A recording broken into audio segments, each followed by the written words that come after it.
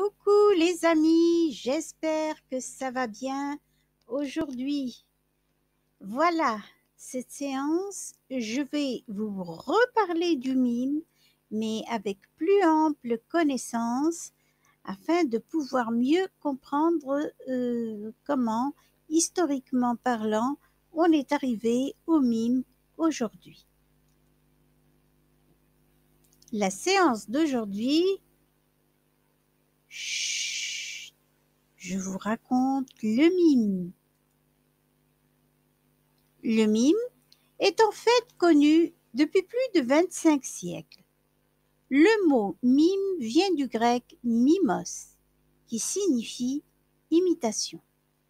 C'est une autre branche du théâtre sans parole, dont les principaux moyens d'expression sont l'attitude, le geste et la mimique. Les origines antiques.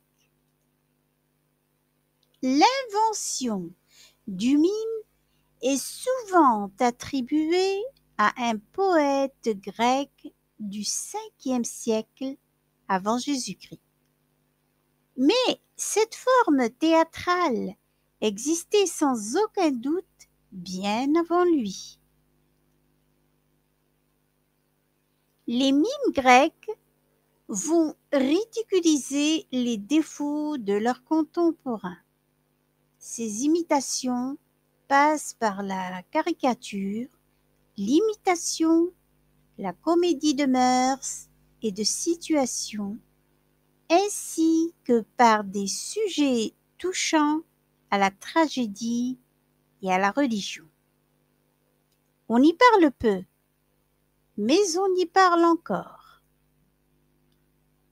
Il paraît que vers 240 avant Jésus-Christ, dans l'Empire romain, un poète a perdu sa voix en pleine représentation.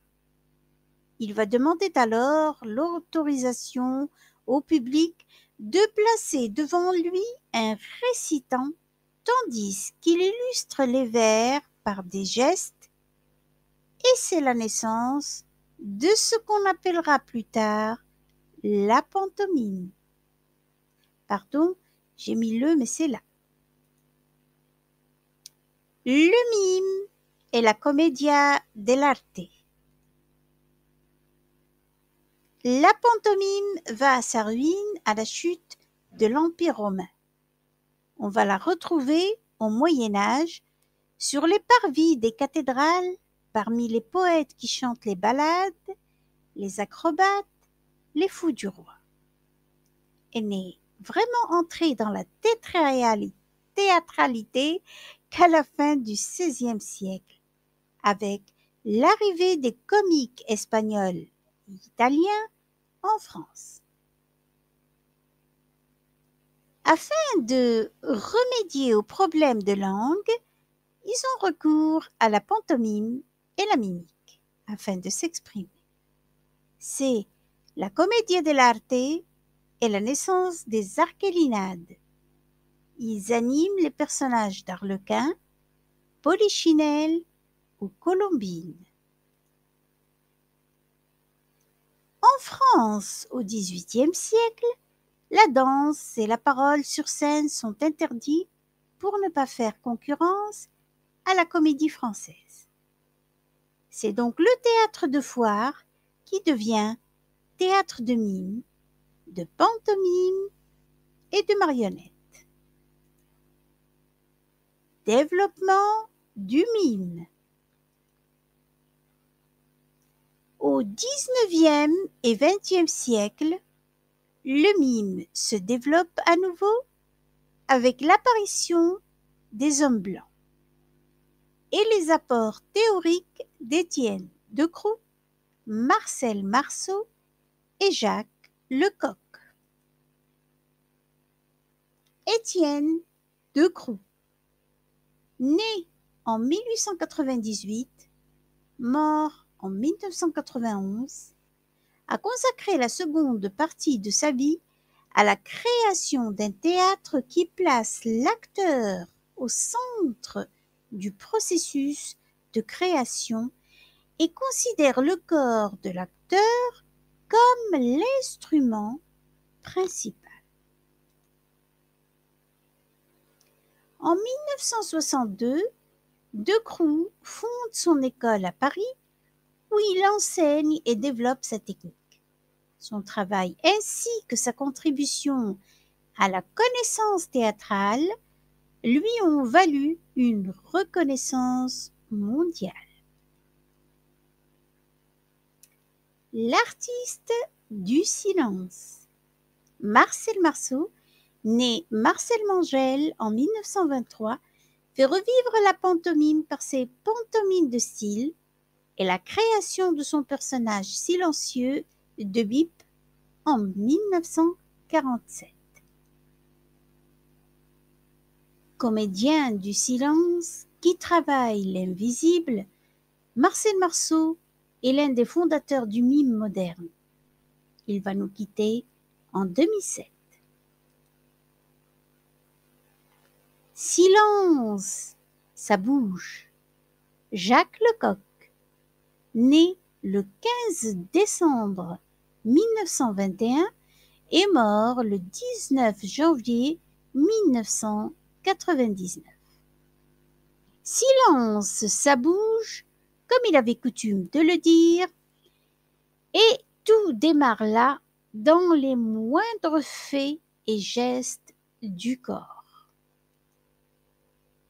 Les exercices qui se multiplient tendent tous vers un même but, descendre au plus profond de soi, à la recherche des sensations intérieures et partir à la recherche de ce que Lecoq appellera le corps poétique.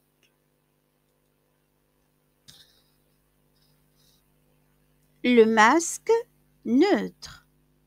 Un masque dépourvu d'expression avec lequel les étudiants de première année vont s'affronter des mois durant pour atteindre en eux-mêmes un état de réceptivité, d'apaisement et d'équilibre sur lequel s'appuieront toutes leurs actions à venir.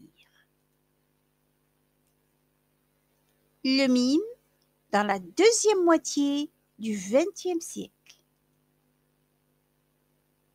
Depuis les années 70, le mime s'est diversifié et des spectacles surréalistes, symboliques ou abstraits apparaissent. Le théâtre engagé retrouve un nouveau souffle grâce au mime et fait redécouvrir au théâtre occidental le rituel et le masque. Le rapprochement de la danse et du mime a permis de développer des démarches passionnantes. Enfin, le clown et le cinéma muet burlesque permettent le renouvellement d'une autre lignée de mimes contemporains. En conclusion, je peux dire que le mime a un matériau, le corps, alors que le masque et le costume sont considérés comme des accessoires de la dépersonnalisation. En réponse à la charade dernière, mon premier est une note de musique mi, mon deuxième est un complément d'objet indirect me, mon tout est un spectacle sans parole, qui suis-je, mime. Voilà, ceux qui ont pu répondre à la question, bravo. Sinon, voici donc la solution. La vidéo d'aujourd'hui a été un aperçu détaillé du mime et de la pantomime. J'espère que cette vidéo vous a plu. Sinon, écrivez-moi dans les commentaires. Et moi, je vous dis bon vent et à la prochaine vidéo avec un nouveau sujet. Amusez-vous bien d'ici là, bien sûr. Merci d'avoir regardé la vidéo.